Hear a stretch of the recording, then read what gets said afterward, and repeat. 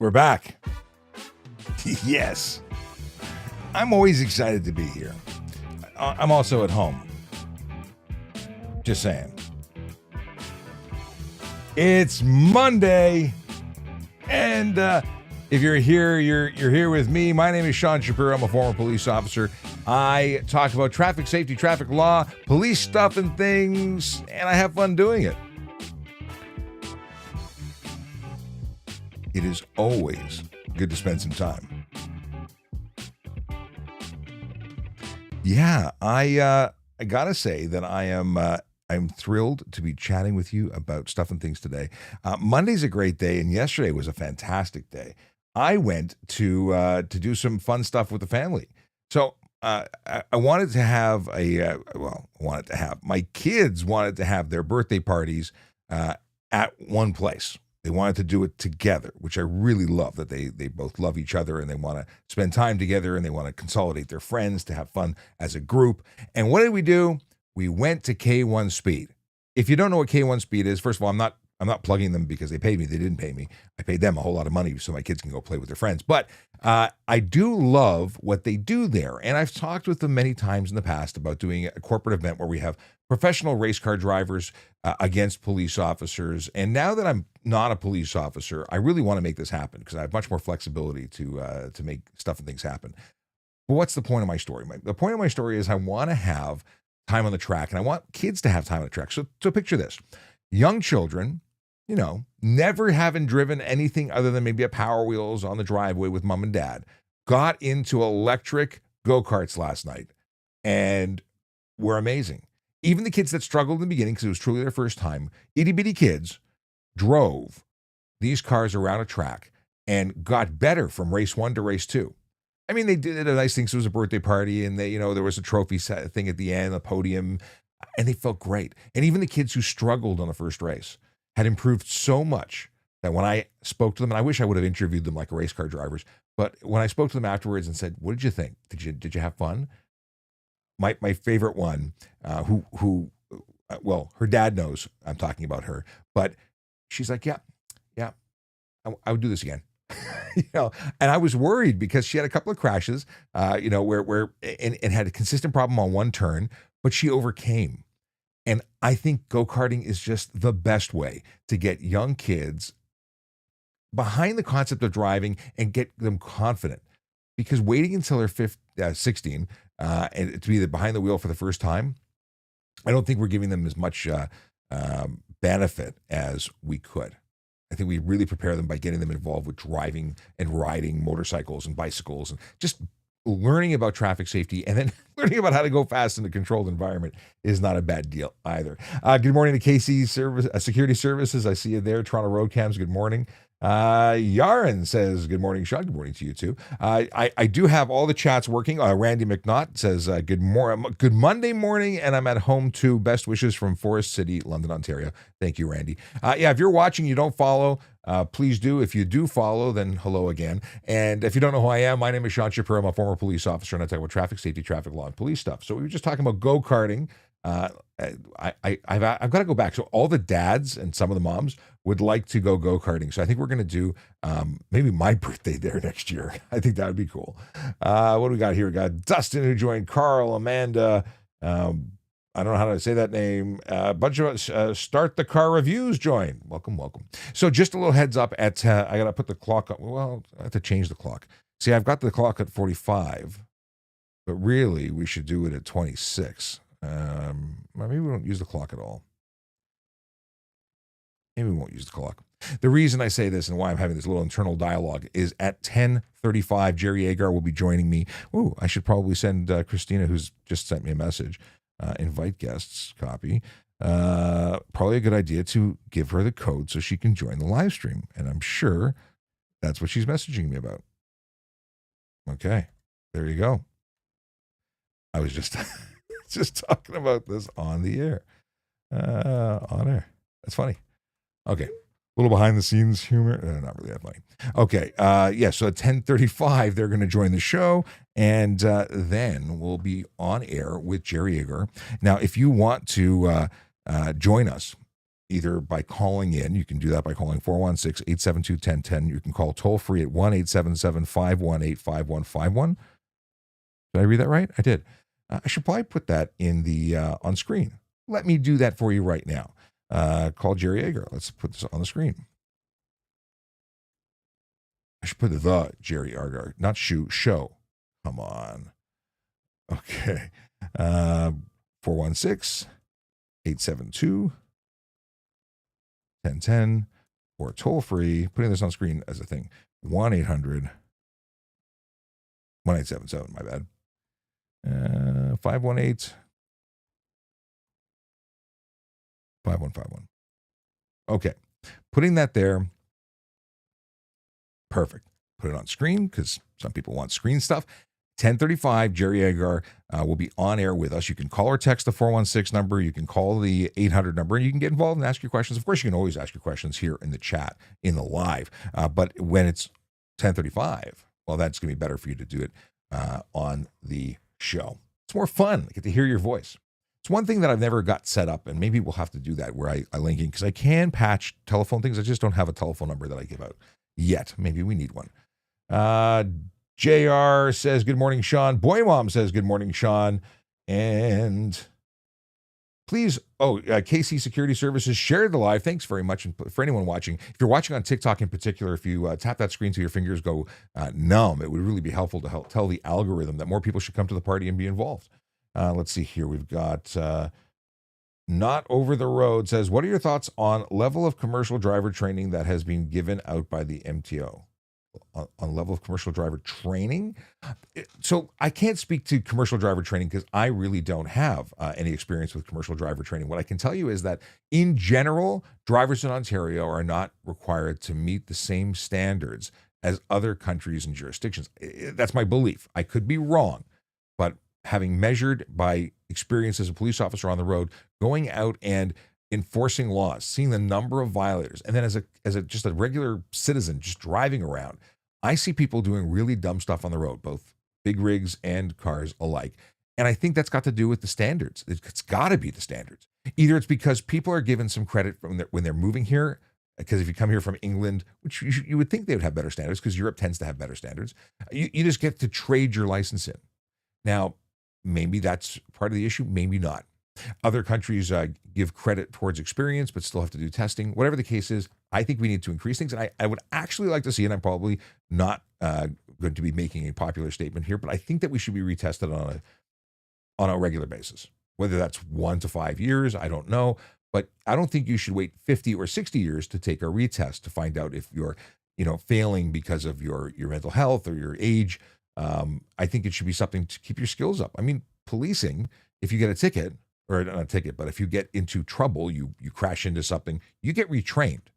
They don't just say, try again, see what happens. If it's a serious situation, if you have a problem, you hit something, they will send you to a driving course to improve. Because policing is very cool. I'm biased, but policing is very cool. If you have a problem, we'll solve it.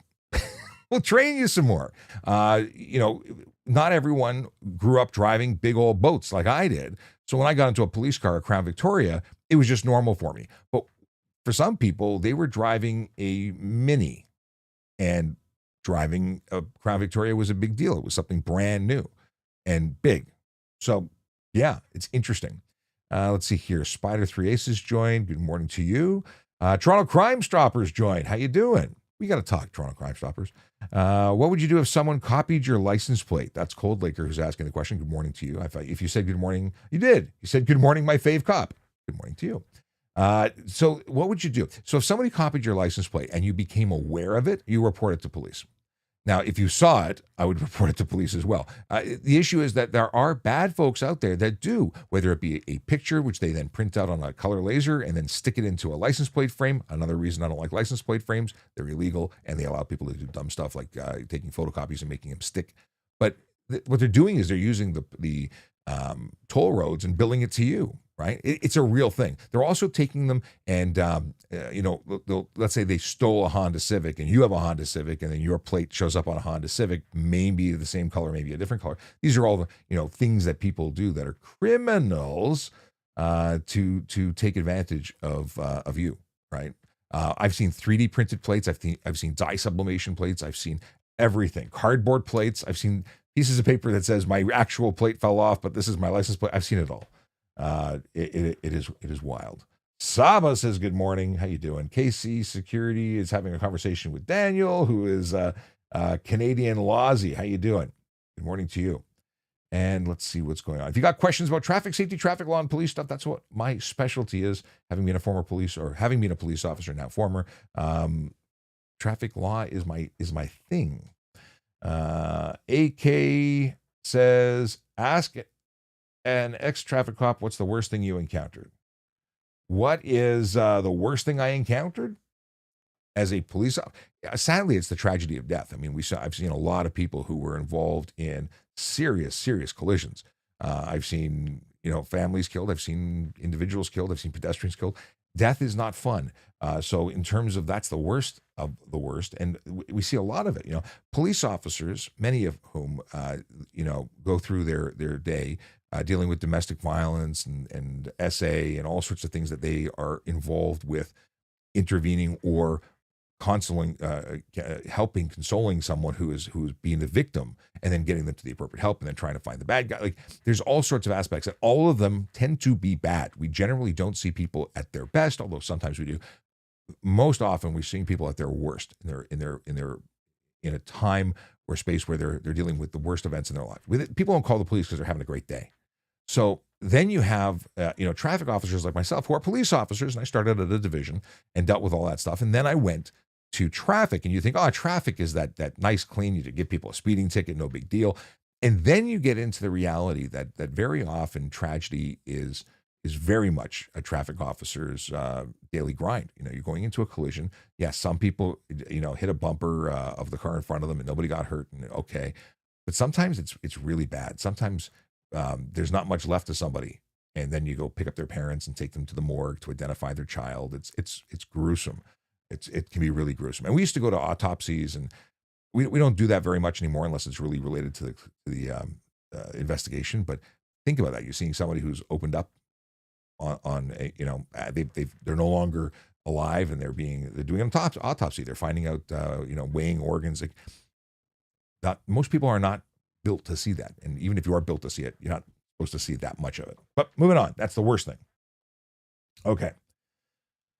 Scrolling back, Angie, good morning to you. I was supposed to go to a textile imprint show this weekend and connect with Angie, and it didn't happen. I'm jealous. I'm sure it was an amazing show. Okay. I had lots going on this weekend. It didn't work out. What do we got here? We got Ken says we should pay for injured. We should pay for injured or cops on special duty for new career. Why pay his wages for 10 plus years? Huh? Huh? Are you saying that police officers injured in the line of duties, you should train those people to do other things? Why pay them? Are you talking about people who are off as a result of their job? Well, they're covered by workplace insurance and things like that. If they're really off, like I had a major collision. I was off for 3 months. I came back. I couldn't go back on the road, but I was able to contribute because I still have what's in here to the police service. I was working in media relations. I was working in traffic safety education, and I'm no longer a police officer. I'm not getting paid by the police in any way, shape, or form. I left the police. Why? Because I want to help more people across Canada, across the United States, all of North America, hey, the world. I'm now doing this at home on my own because I want to. So I think it's important, but I'm not getting paid by them. What I am doing is I'm working with a group to create traffic safety education and disseminate that across Canada to help police services that are struggling with creating good content to serve their communities. Well, I'm helping them serve communities. We're just launching this. It's not currently available, but it is coming from bettertraffic.ca, and the Better Traffic, the long form is the Canadian Organization for Better Traffic Safety and Education, and the goal is to make it better for everybody. And then, of course, Ask a Traffic Cop is something I love doing. Okay. Boom, boom, boom. Kool-Aid says, man, I remembered seeing you in 2021. Much love, brother. Thanks, Kool-Aid. Much appreciated. So many people reach out to me and have either said at trafficcop.ca where they've gone online and sent me a message on the there, or they've sent me a voiceovercop at Gmail email, just saying that I've impacted them, that I've helped them get their license, or I've helped them be a safer driver. I've helped their kids get like. It's so nice to hear. I don't need to hear, but it is nice. Let's see here. We got. What are your thoughts? No, we talked about that already. Hey, officer, I just got a ticket of red light camera from November. That sucks. That generally means that you have, in fact, run a red light. Now, a red light camera ticket is automated enforcement, which means it's written to the registered owner. It doesn't mean that you were driving when it happened. You could have been, but you may not have been the driver when it happened. And it is a wake-up call to say that red lights are important. Now, if you crossed that line, you thought you were sneaking through on a yellow and it turned red before you crossed the line, that's why you got the ticket. You had to have entered the intersection on a red, failing to stop. Now, if it was a right turn, like you're in the first picture, but you're not in the second picture because you turned right, that's still running a red light. You have to come to a complete stop at or before the line, come to that complete stop and only proceed once it's safe to do so. If you rolled or ran, failed to stop at that intersection when making a right turn, you'd also be eligible for that ticket. Sucks. It's monetary only. There's no demerit points against your license because it's not issued to your license. Okay. And, we're going to talk about Kurt's question. Kurt Low 94. We're going to talk about that in just a second. It's a bus stop related question. And let me just scroll back and see here. Oh, going back to the red light camera ticket from November, they said they followed up and said, because of the postal strike, what am I going to do now? So it was delayed.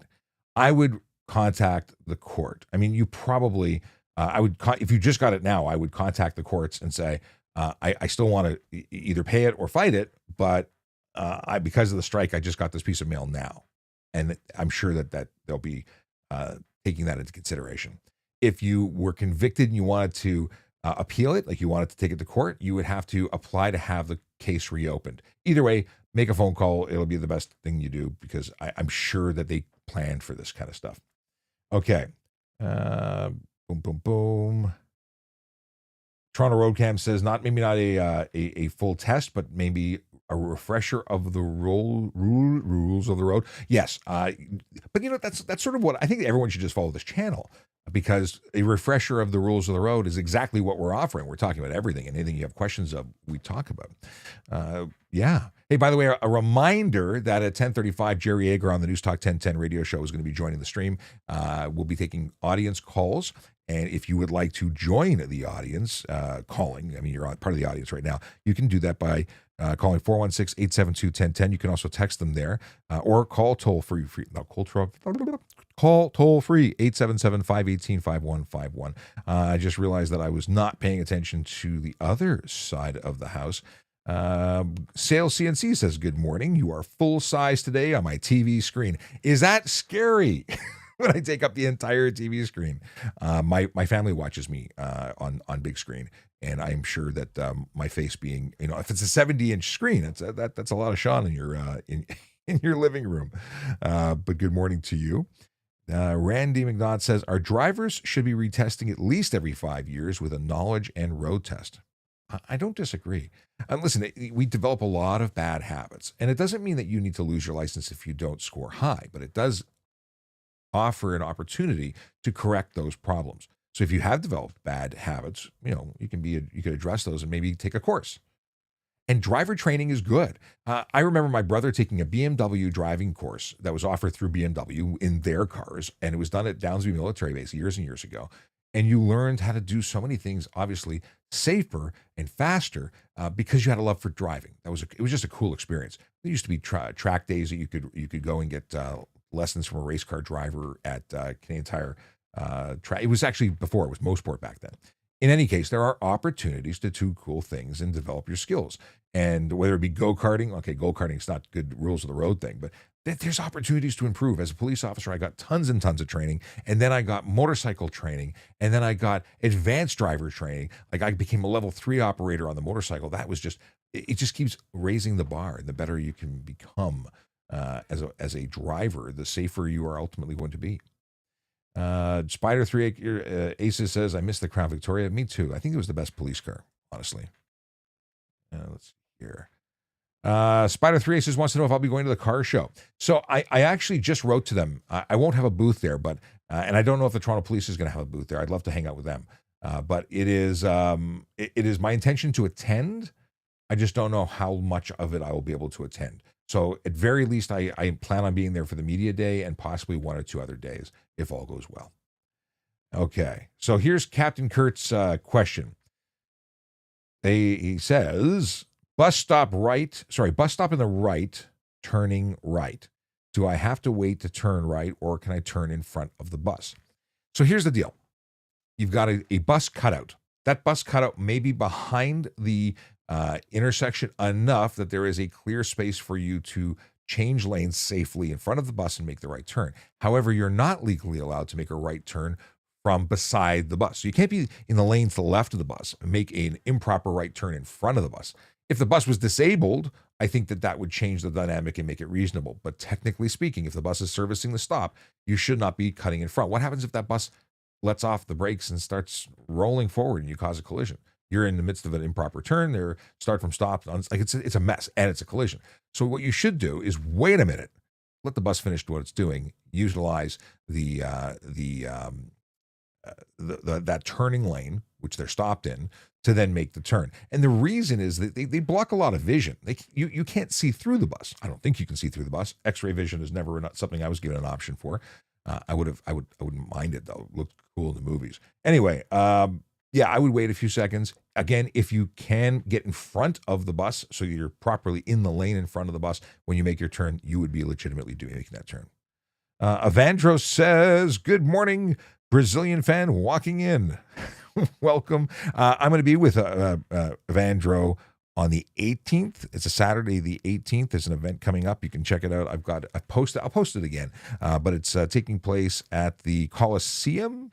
Did I say that right, Avandro? If you've got a link or the title of the information, throw it up on LinkedIn and I will repost it again so I can share it with everybody. But if you're interested in becoming a police officer, if you're interested in becoming a security personnel, you can attend this event and get access to recruiters, I believe, from Peel Regional Police and from Sentinel Security. They are going to be there. They've got a training facility. And this particular event, although it's open to everyone, will have people who speak both Spanish and Portuguese. So if you know somebody who's interested and would like some help and would like to, they're more comfortable in Spanish or Portuguese, a great event on Saturday, the 18th. And let me see, maybe I've got it on my calendar. Give me a second here. 18th.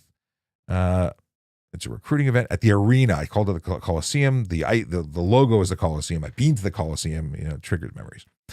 Do I have the address there? No, I do not. Of course I don't have the address there.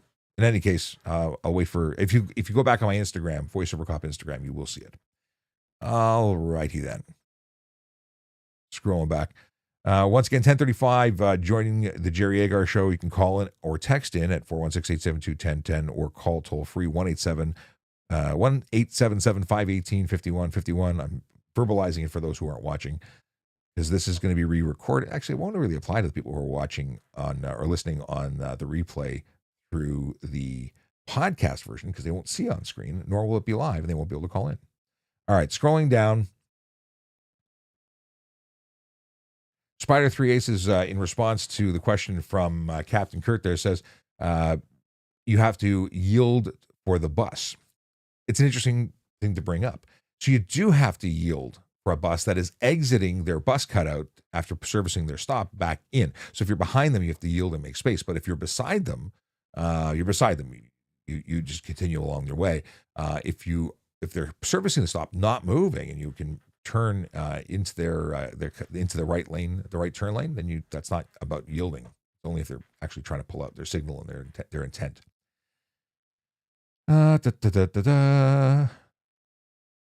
Let's see here. I want to pull something up here. Stand by. Making sure things are. What are we doing here? Okay. I want to pull up a directory.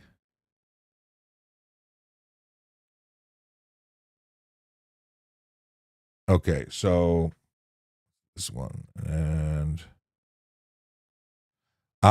so Bozo or Bob, or I don't know how to pronounce your username on Instagram, says that he wants to deal with unnecessary slow driving and fail to keep right when driving at less than normal speed. And he wants me to discuss it without bias. I don't know how to discuss things without bias. So let's read the first one. So the law that he's asking about is Section 132, unnecessary slow driving. It says no motor vehicle shall be driven on a highway at such a slow rate of speed as to impede or block the normal and reasonable movement of traffic thereon, except when the slow rate of speed is necessary for safe operation, having regard to all the circumstances. That's unnecessary slow driving, which carries a $180 fine and 2 demerit points. So how do I address that? Well, let's look at what it means. Unnecessary. If you're doing 40 kilometers an hour on the expressway and the normal speed is the speed limit of 100 kilometers an hour, how does one deal with that? Well, the lawful speed. See, these things that say normal don't explicitly say the speed limit. See, if everyone's doing 140, then is it reasonable to do 100?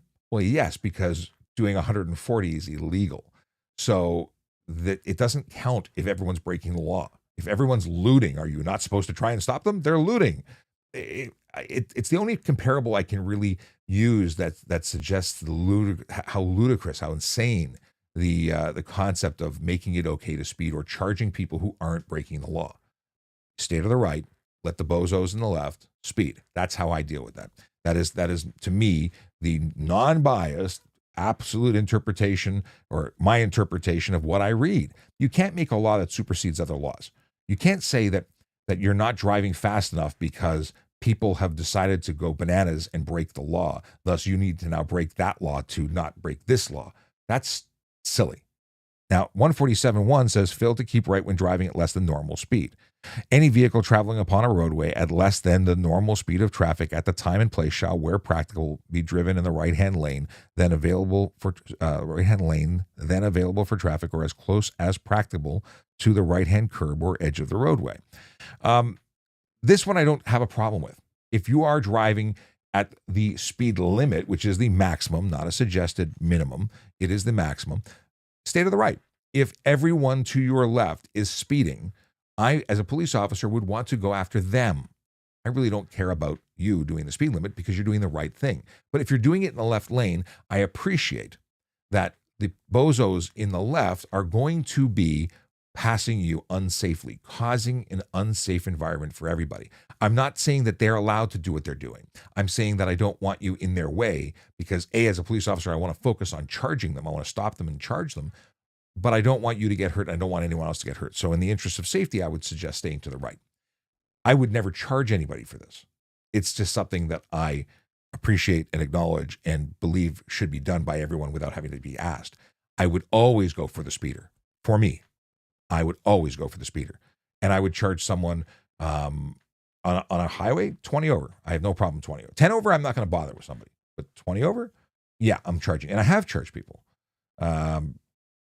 Higher than that, I mean, I wouldn't reduce it. I want you to lose your license. I want you to learn from the experience. If you're stunt driving, we're taking your license. I only gave one person a break on stunt driving, and I regretted it when I saw them in court trying to get it reduced further.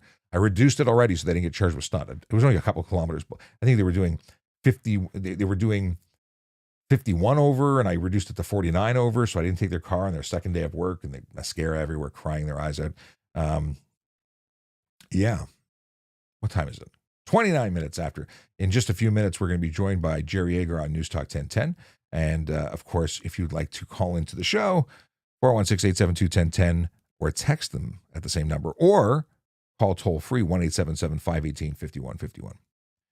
I can't answer that without bias because I have very strong opinions in that. But I hope that you accept the least amount of bias there.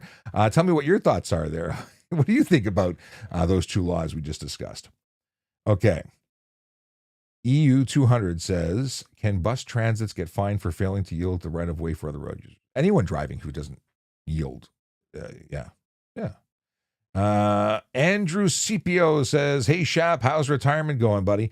I got to tell you that having the freedom to get up when I want, do what I want, go where I want, sleep in if I want. I already covered that by get up where I want. Retirement, which isn't really retirement because I'm not retired. I'm just retired from policing. I'm still working. I'm a busy guy. But yeah, it's good. Appreciate you asking. Let's see here. And what is this? Okay, let's go back to TikTok. It's hard to got 3 different, 4 different, 5 different sources. Okay. Not Over the Road says we have to rewrite every 5 years for the ABCDF license. And that's probably, I think that's a great thing for everyone. And do you have to do a physical with that as well? Maybe we all need to do physicals. All right, let's see what's going on here. Everything just refreshed. Jeremy McPherson, I'm just reading your name because he says thank you for your service and your advice. I appreciate your appreciation. That's all. I appreciate you messaging. Let's see here. Oh my goodness, a whole bunch of stuff came in. While I'm scrolling back to find the stuff, Jacob says I turned left during restricted hours, got a ticket while 3 cars in the same stop didn't. I don't have a record and didn't see the sign. And Jacob furthermore says, I was also very respectful. So 3 people broke the rules. You got caught. Sadly, that happens a lot. Police officers generally don't have the bandwidth to stop multiple cars at once. And generally, the unluckiest of the day catches the ticket for the one who stopped. Now, if they stopped you first and then everybody else followed, they, again, can only stop the person they're dealing with. Now they're focused on you, and other people tend to get away with it, even if they break the law.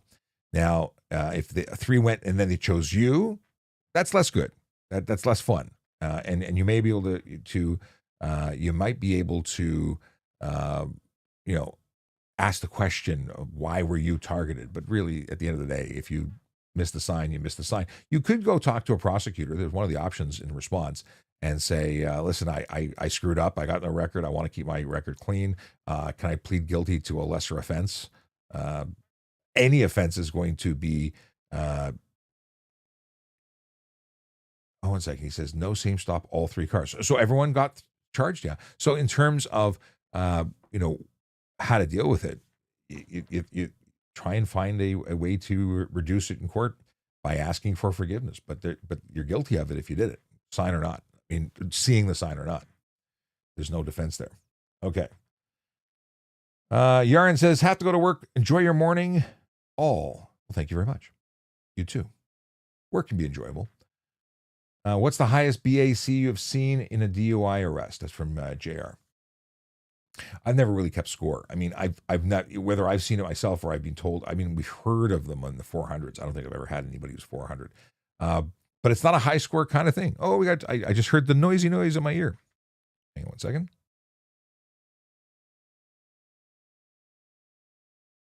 News Talk 1010, how you doing? Great, thanks. How are you? I'm doing well. And I take it audio is coming through okay? Yep, you're sounding great. Awesome. Thank you. Coming up here in about just under a minute here. I will put some stuff on screen and then we will be ready. If you don't mind muting the feed until so we don't hear commercial in the intro, would be helpful, but we'll be ready and waiting. All right, so we're connected to the studio. Numbers are on the screen. If you got questions, we will talk about them. Now, I do know that Jerry wants to talk about a topic that's in the media right now, so we're going to talk about that, and then we're going to take calls. So get your calls in, call now so that you're in with the control room for when it's ready. I need to take a sip of coffee. Oh, good coffee. I brewed a pot as opposed to using the Keurig today. It's good. All right. We probably have another minute. Although, control, if you can give me a 30-second heads up, let me know. So I will. Oh, sorry. Coming up in 10 here. 10 seconds. We're even better.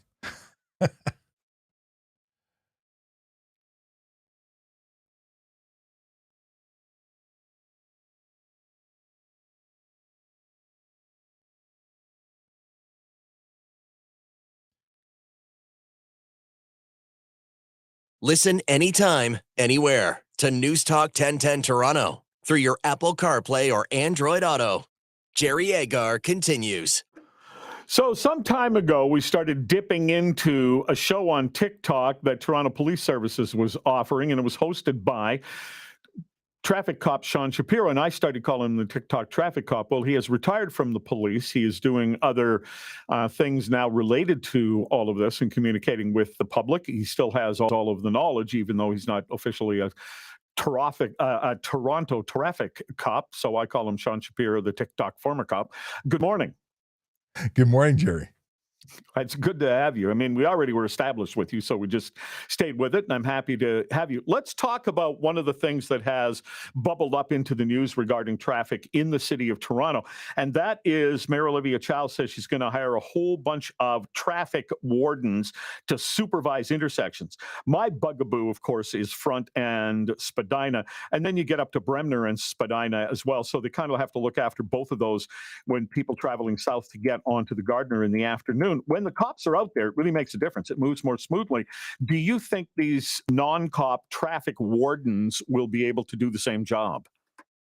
The same, no, because obviously police officers can pull over and charge someone, and they have that extra level of identifiable thing. It's different than a crossing guard or a guy wearing a yellow striped uniform. That has no authority to lay charges. So that's an issue. But they are better than nothing. And that's not to demean them. It's just they're just not as good as a police officer or as a member with more authority. I'd actually like to see them become part of the Toronto Police Service. I think they should be managed by the service, similar to how the NYPD handles it. New York City relies on traffic wardens. There's gazillions of them. I'm exaggerating, but they're everywhere. They wear a white cap, but they look like the same police uniform, but they're clearly identified as not police officers, and they do a fantastic job. Obviously, they're on the same radio system. If they need backup, they need police to help them. They're one click away. Whereas with the Toronto warden system, they're going to call for a police officer to attend and get put in the queue. Okay, so that's New York. I'm familiar with Chicago, where they had something more like what we're going to have. And I was talking about it the other day, Sean. I said that people derisively say that the people who get the traffic warden jobs in the city of Chicago is the idiot nephew of a city councilor. And there actually seemed to be some truth to that. And so therefore, the public has no respect for them. And I've seen people just ignore them until a cop comes along and takes over. And of course, people don't ignore the cops. Do you think it would be any different here in Toronto? It's hard to say. We did have an issue a number of years ago where there was a traffic warden telling someone no, and that person ultimately drove into them, and that person was then later charged. But it's adding steps. We also have an issue where the majority of traffic wardens tend to put on the uniform, get trained, do the job for a month, and they get hired as a police officer, special constable, or parking enforcement officer. And then the spot is vacant and they're training again. So they've never really been able to establish more than a very few number of wardens. And I think it's for that reason. So how do you make it attractive and keep them under the same umbrella? Again, I'd bring them into the Toronto Police Service, but I think they're going to be challenged. I think they're going to have a hard time, one, being taken seriously as they expand, but as you expand the program, you'll normalize it. It might be a situation where you need to have a number of traffic wardens with a police officer and expand their ability. But I think that you need to have someone with more authority there. Okay, but as soon as you bring them into the Toronto Police Service, they're part of the union. And, I like Clayton Campbell and the people from the union who over the years have come on my show to talk to the public, but they'll just jack up the cost. I'm not so sure that they're so cheap to run now. I don't know the numbers exactly, but most programs, when they get taken away from the police to save money, tend to cost way more money. Look at the crossing guards, for instance. They wanted to save $20 million. I think they pay double now.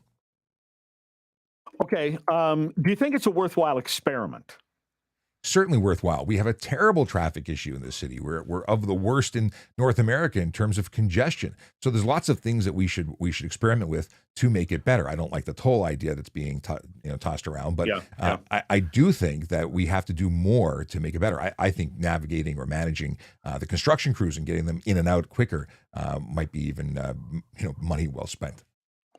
All right. The only thing that crossed my mind as I asked you the question when I said, is it a good experiment? It seems like the city is loath to say, well, that didn't work, so we're going to stop doing it. Like they're just, now we need more money and more of them. But, one of my coworkers was telling me today that on his trip home, there's an intersection where he has to turn right and the light turns and he goes to try to turn and the pedestrians jump out against the light and block him. And then he ends up in the middle of the intersection. And so if the traffic wardens have the power and the respect of the people of the city of Toronto to be able to stop that sort of thing from happening, we'll get somewhere. If in fact the people of Toronto disrespect them like the people I saw in Chicago, and I don't think Chicago and Toronto are all that different in many ways, then it won't work. So I guess I'm glad you brought up pedestrians, though, because they do cause a huge amount of traffic backup by doing exactly that. Constantly crossing, even at intersections that aren't signalized. You got a car waiting to make a left turn, and there never seems to be a block, so that driver can get their vehicle off the main road onto the side road. And it's because pedestrians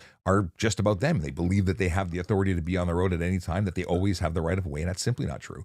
This whole concept of looking left and right and being courteous, even to motorists, is something that seems to be a thing of the past. All right. So you want to do some traffic questions now for the Sure. rest of the hour? All right, then. Absolutely. All right. Here is Hassan. What's your question for Sean?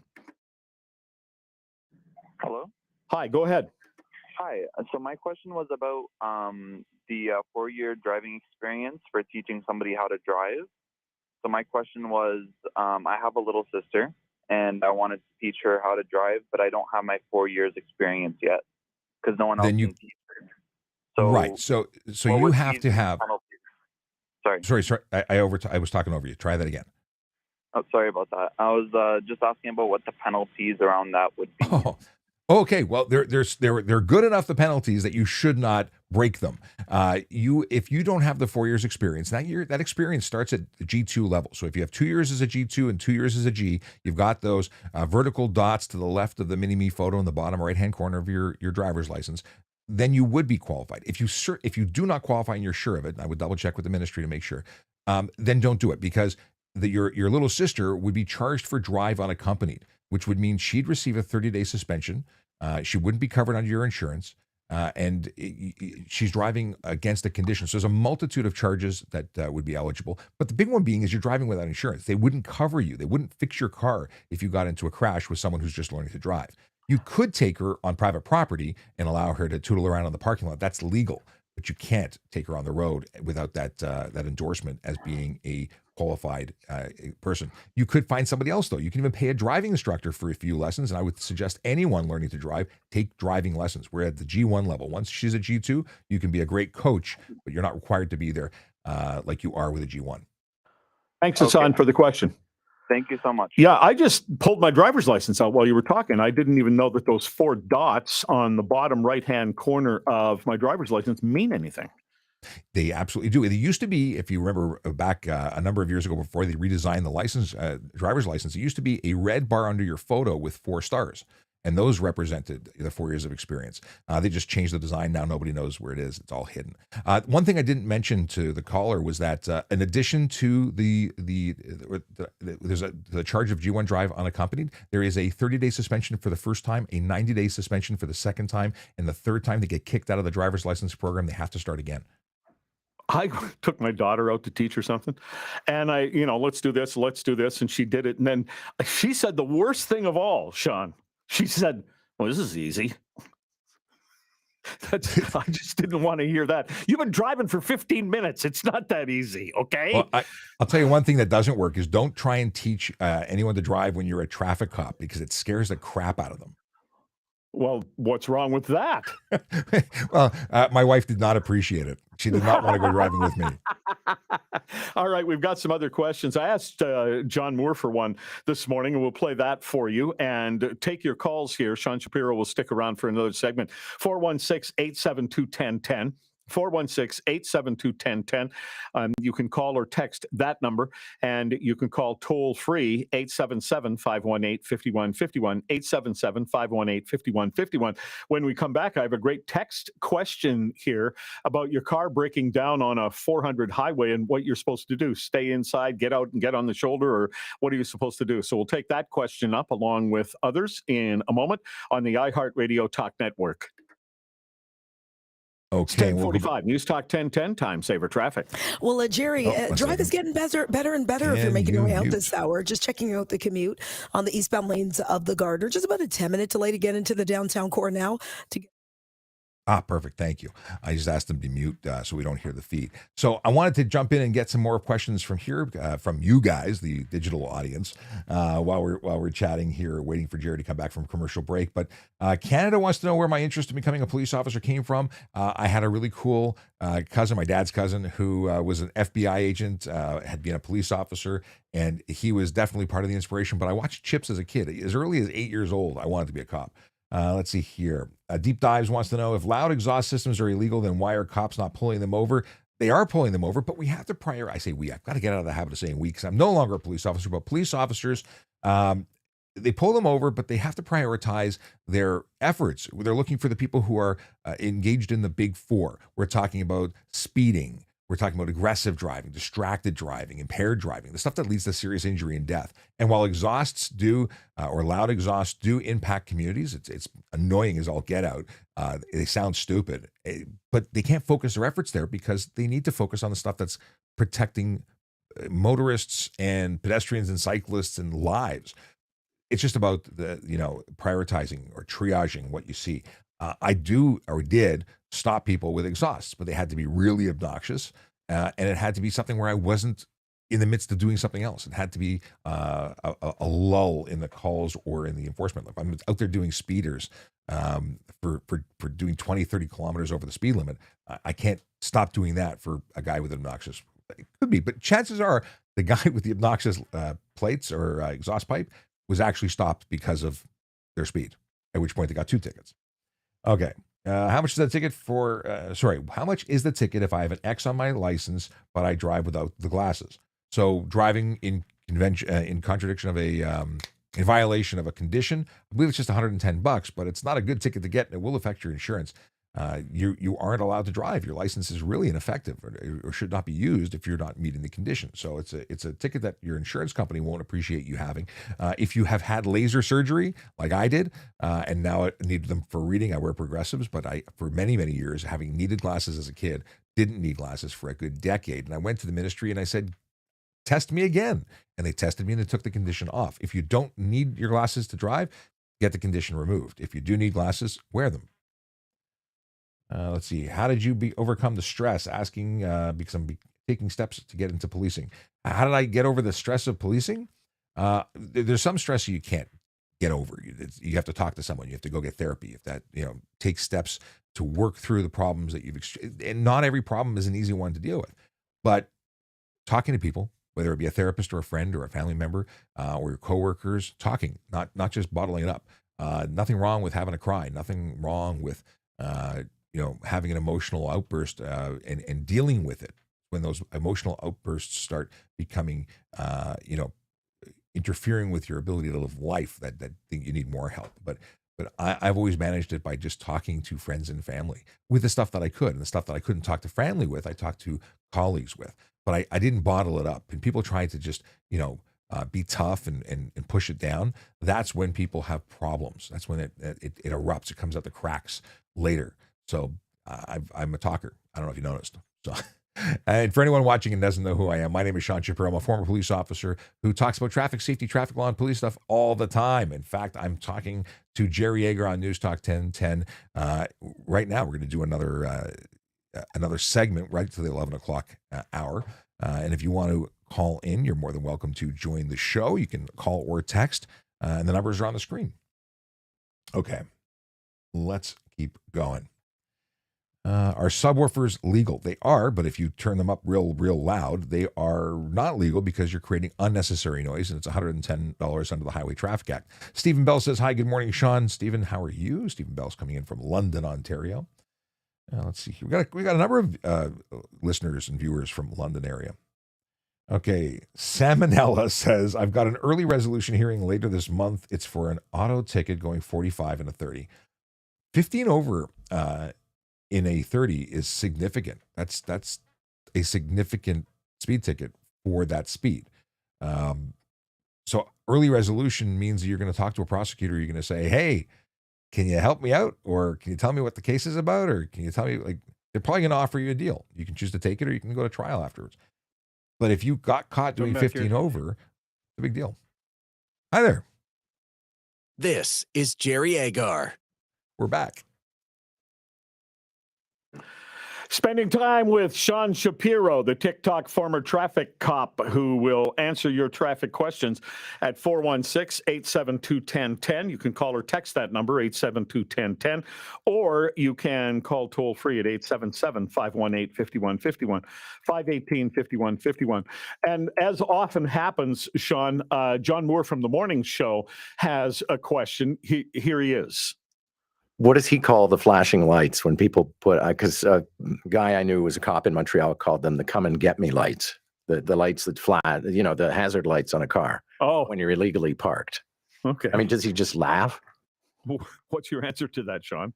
Well, they certainly draw my attention. They are not the ignore me lights. They are hazard lights. The biggest pet peeve I have is when people put them on when they're actually driving.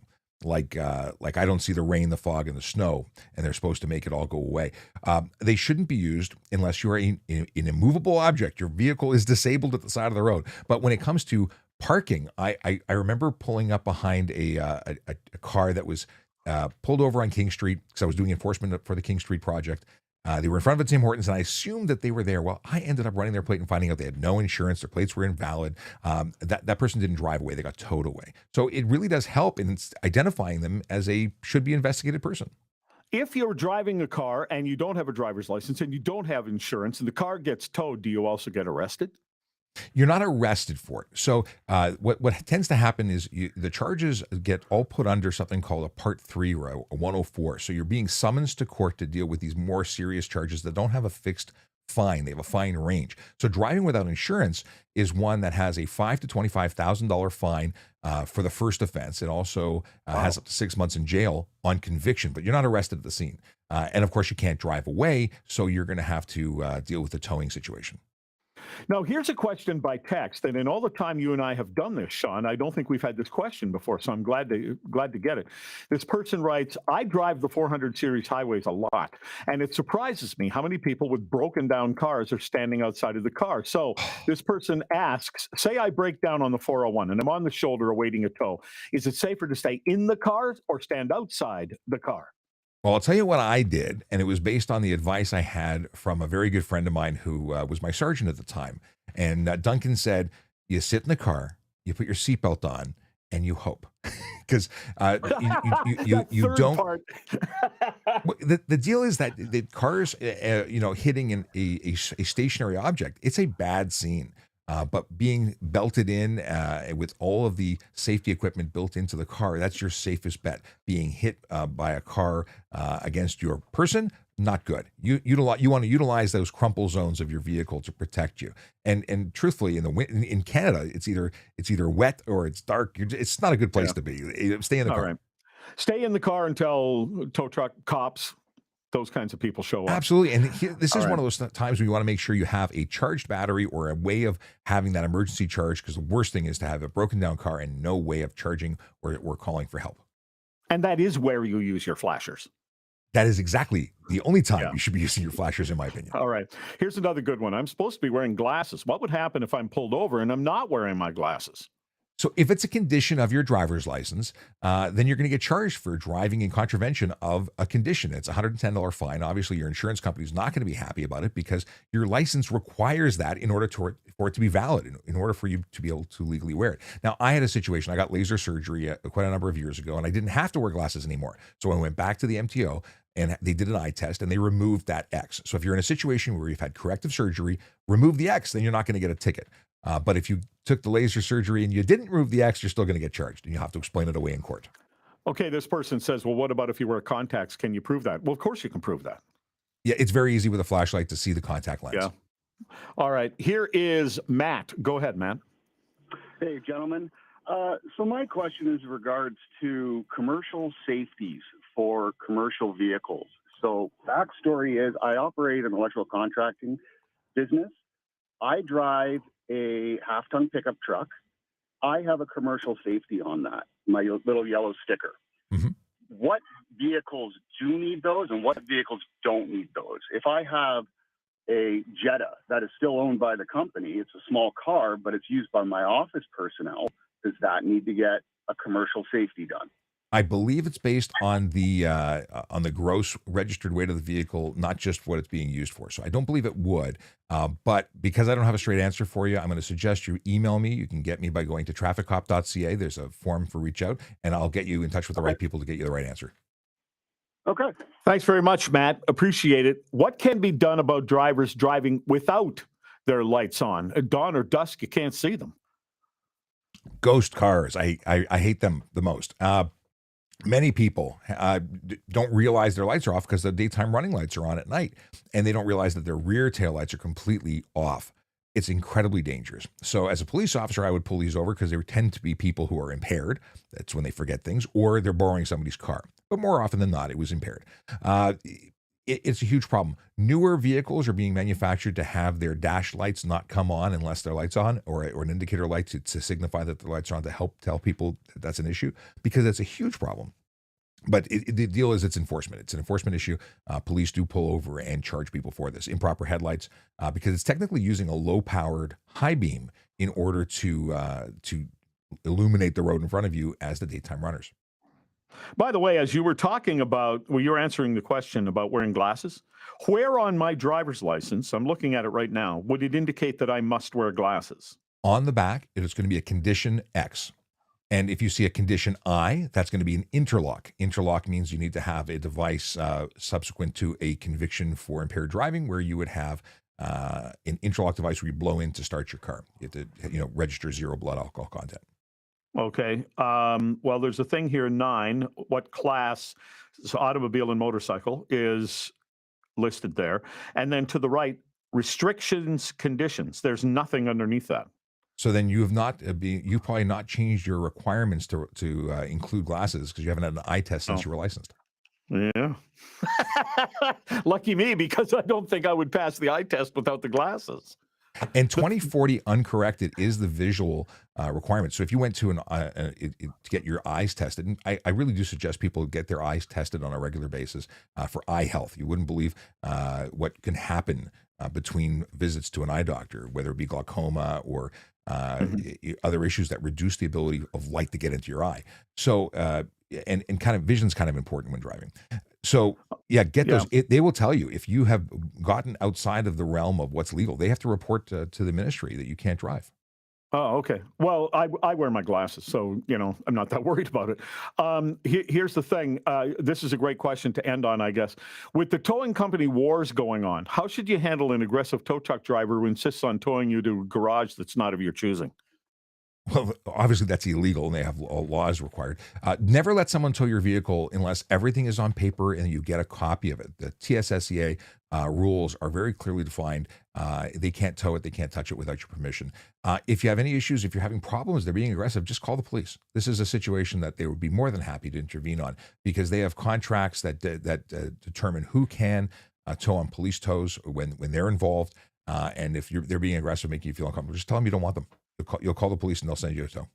Okay. Or get a membership with a company like the 3 initial place. I'm not endorsing anybody in particular. I'll endorse them. CAA. I'm not endorsing them. I'm just saying that's the common ones, right? It's funny. I didn't want to endorse because I'm so used to being a police officer. I can actually say that I'm a member of the CAA. It's a great service, and I use it because I can't tell you how many times I've been locked out of my car back before I had a keypad to punch in the door or a remote control. It's a great service, and getting towed when you need one and not having to pay out of pocket is a huge savings. When you lock yourself out of your car, do you feel like an idiot? I used to, yes. In fact, more often than not, I was having other friends' cars opened up with my membership because I had the Plus membership, and I see. They were the idiots, not me. Okay, Sean Shapiro, where do we find you? You can get me at trafficcop.ca. That has links to everything where you can find me. Trafficcop.ca. Sean Shapiro, thanks very much. All the best, Jerry. See you soon. This is the iHeartRadio Talk Network. And there you go. And they are gone again. Let me just take Jerry's face off my my screen. Not that I don't enjoy him sharing the stage with him, but it's awkward when I'm looking at him and he's not there. I keep waiting for him to speak. Always a pleasure to chat with the magical folks at News Talk 1010. In fact, I did a segment with them earlier on the weekend. Did I do it yesterday? No, I'm doing it with them tonight. Tonight, I'm going to be recording where'd my mouse go? Oh, there it is. I have two mice. I have a mouse on this screen, and I have a. Oh, I think the screen has gone weird. Isn't that interesting? Also, not good because I can't control that that monitor. How weird is that? I don't want to lose my camera though. All right, it has been a slice. I would love to answer a lot more questions. I will. Unfortunately, because the screen is gone, I can't move anything on that monitor. How weird. Oh, wait, maybe I can do it this way. Stand by.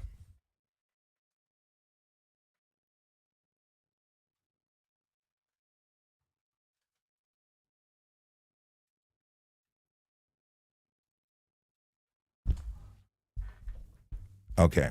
It worked. It worked. It put everything on this screen. All right. All right. Hey, it's all working again. Look at that. But I have to figure out how to find my mouse.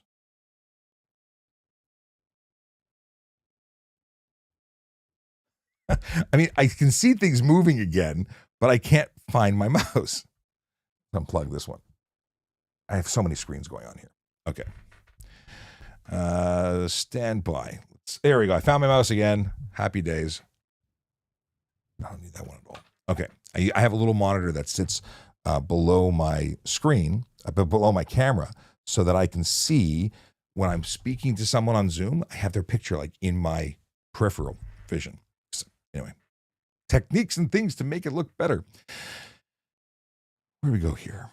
I want to scroll down and see what is going on. As we wrap things up, I want to make sure I give everybody a little attention here. Okay, something I was talking about earlier, but then didn't come back to. 10 a.m. till 2 p.m. at 6 Security Avenue, Unit I in Toronto, is the recruiting event that's going to be on the 18th of January.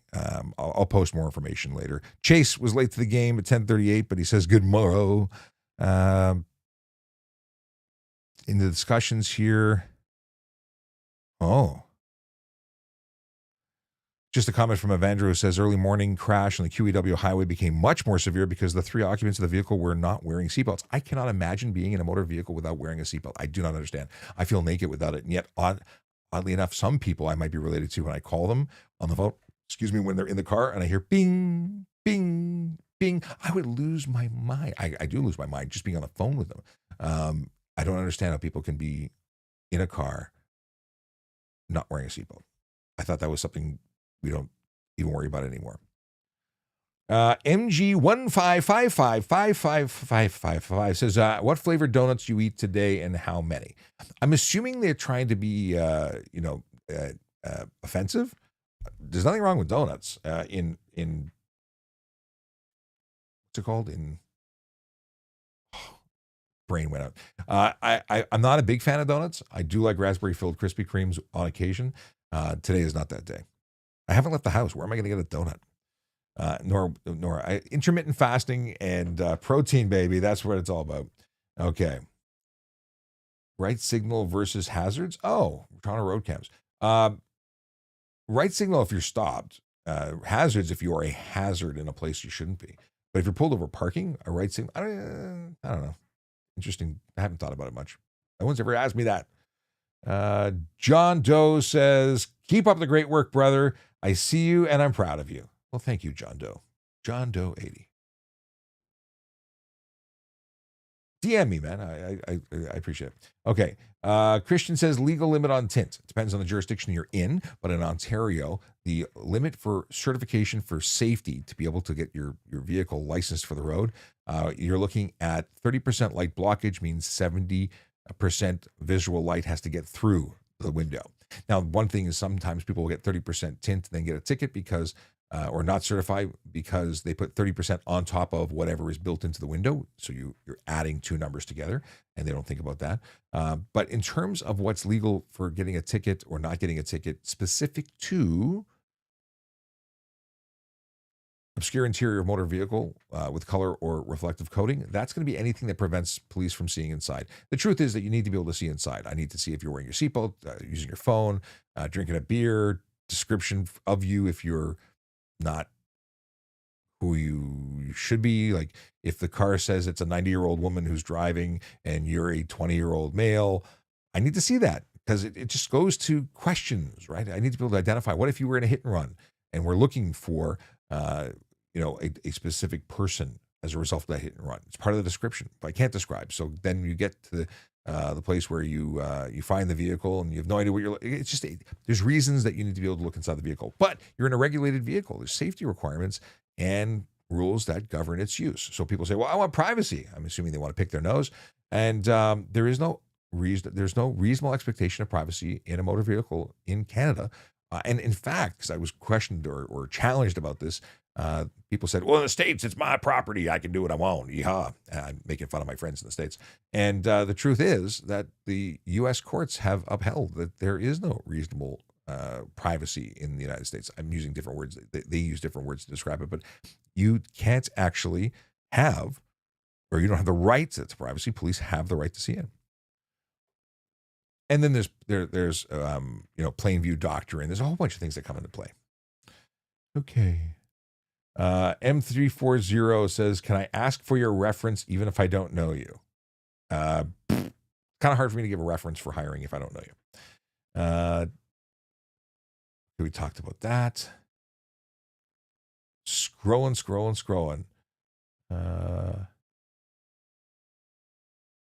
Nahum says, it's me, come to Guelph. What is this? I don't know what he's talking about. Okay. Tow scams. Norm, Mr. Wright is talking about tow scams. There's a whole bunch of things that there's criminality within the tow industry, and it's a problem. But they've gone to great lengths to try and clean that up. But it's still an issue, no question. I don't know about there have been officers in different police services who who have been charged in relation to doing stuff they're not supposed to. I don't know the details of it. T says, hey, Sean, are you not on YouTube anymore? I am, but I'm on YouTube at VoiceOver Cop, not at Traffic Services anymore. So you can still get the live stream. Should be working. I didn't verify that it's working, but yeah, there's 5 people watching on YouTube right now. Most people are watching on X, which is awesome. But X, if you're watching on X, you can actually ask questions on X. Most people don't realize that. All right. Saba loved Chips as well. Chips was great. And for those who are new to the show, new to me, I met the cast of Chips. Amazing guys.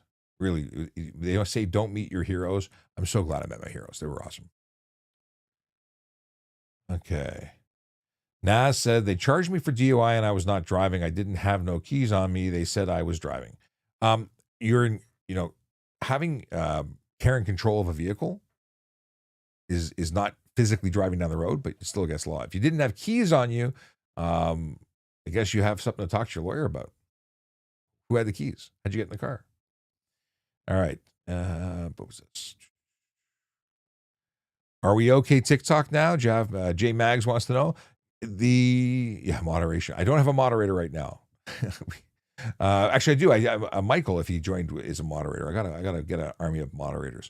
Are we okay TikTok now? TikTok's still going. Hoping. The HTA, J-Mag says, the HTA says, blocking the view for tint. Had an officer say he could charge me for my hand blocking. That's an interesting, no. Putting your hand up does not constitute blocking. A physical block, furry dice, air fresheners, stickers, but not doing that. That's ridiculous. But funny, I appreciate it. Commercial trucks with 2+ passengers in the HOV lane depends on the size of the vehicle, Melvin. There are limitations to the there's limitations to the number of or the size of the vehicle that can be there. But just if you had a pickup truck that's commercial, yeah, you could be there. And it's just 2+, yeah. What happens if the officer forgets to file a careless ticket? If the officer never sends it to the ministry, it'll become invalid. Yeah, but they can always reserve it within 6 months. What do you tell people when they say traffic cops never get promoted for a reason? They do get promoted a lot. Huge reason is because they're phenomenal officers. traffic officers read and understand rules. They focus and specialize. They're articulate. They have a lot of investigative experience. They are great on the stand because they have so much experience. Yeah, so they do get promoted more often than not. So I don't know why you're saying that, DD1. Did you get passed up for? Let's see here. Oh, no, moderation was the word I couldn't think. Thank you. Tracy, good morning to you too. Chase the Shih Tzu says, what's the fine if my dog goes to sit on my wife's lap while she's driving? It could be careless driving, which is like $500 and 60 merit points, or it could be drive while crowded, which is less. And I don't remember if it's 110 or 160. Either way, it's a bad thing. It's illegal. It's dangerous. And it's not kind to your animal in the event of a collision where the airbag deploys at 200 miles per hour, killing Fluffy and, injuring your wife in the thing. On the passenger seat is better, but still there's an airbag there. Crated or tethered in the rear seat is best. Okay, 49-foot van can't be in the HOV. It's beyond the overall length, I believe.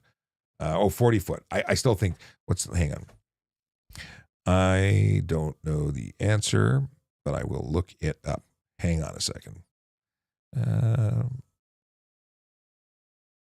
Maybe I can find it.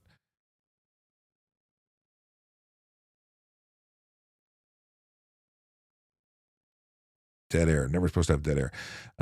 Permitted in the HOV lane.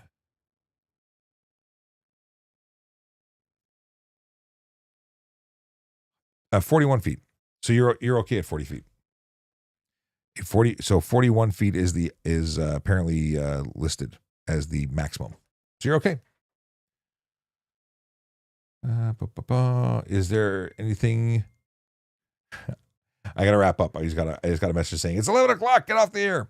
All right. It has been a blast. Thank you so much for joining me. I wish I could answer everybody's questions, but I have to go because I've got other stuff that is happening very shortly. So I will say goodbye now, but I'll be back on Wednesday morning. We'll do another live stream. So hope you can join. In the meantime, please follow and share the content that I put up. And please go to Ask a Traffic Cop. It's a new channel on TikTok and on Instagram, and follow me there. The goal is to be able to host these live streams there as well once we have enough followers to start promoting that channel. And this is all under the umbrella of Better Traffic, which is a new not-for-profit organization that is working to, educate people. I've been doing this as voiceover cop, but now we have had interest in making this a regular thing and a thing that goes nationwide. So if you want to help out, please follow. Ask a Traffic Cop has its own channel. See you over there, but we're still here. Take care.